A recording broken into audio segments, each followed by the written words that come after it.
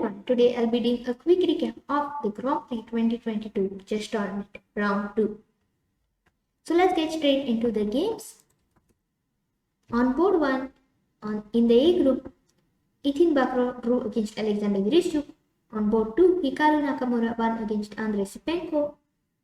On board 1 of the B group, Radoslav drew against Vadim Grigori. On board 2, Richard Rapport won against Vladimir Fedosiev. We are going to be taking a look at this game.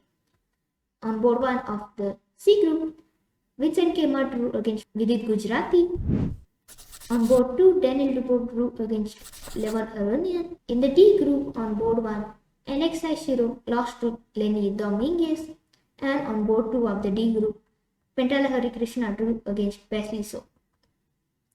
So let's look at this game between Richard Rapport and Vladimir Fedosiev. It was an interesting game. It started off with d4 and the names are Indian. White goes for queen c2. Black trades the knight and white captures with the queen. White takes the knight. Black just develops his pieces. He will support the knight with his b8 knight. White puts the knight on h3, h6, bishop h4.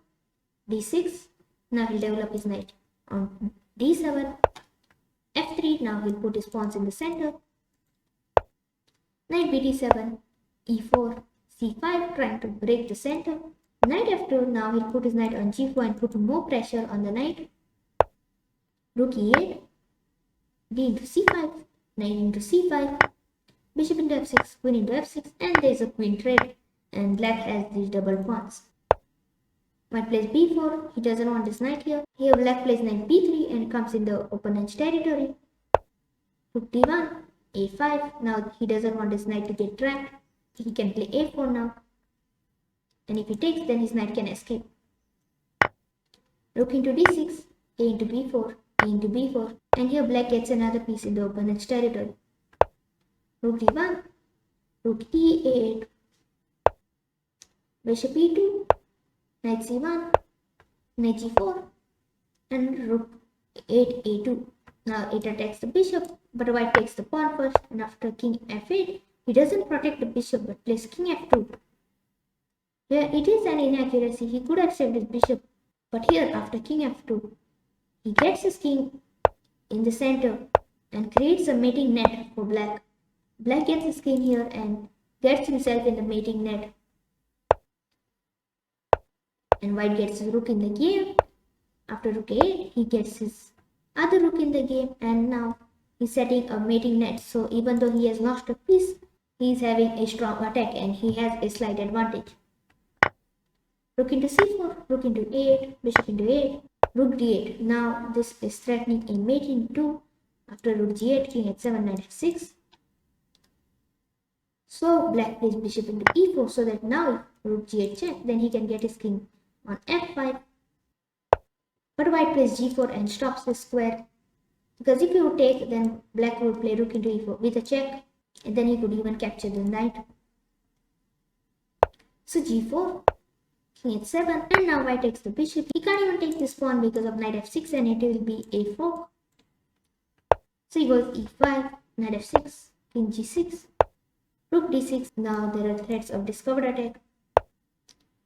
Knight e2, knight g8, king g7. White takes another pawn, and now he'll capture the pawns and try to promote his own pawns. And he's constantly setting a mating net. So black will need to defend it. Black takes rook into e4, but white gives a check, king h7, rook h6, king g8. He takes the pawn. Now he'll be threatening this mate and promote this pawn. And he is winning here. He just needs to convert it. He captures this pawn. Black plays rook b4, but white plays b6. Now he'll promote the pawn. Black plays f5 now. White takes it and gives this knight free, but after b7, knight f6, he plays rook d8, and black resigns because if you take, they just pawn push queen with a check, and these two pawns will promote. So that was a nice way of getting the king in the game and setting a mating net here. Now we are going to be looking at the standings after round 2. Surprisingly, in all the groups, all the leaders have 1.5 points. The player who is on the second place in the groups has 1 point. Even the player who is on third has 1 point, and the fourth player has half a point. So that was a nice coincidence. Thanks for watching, and I'll see you in my next video.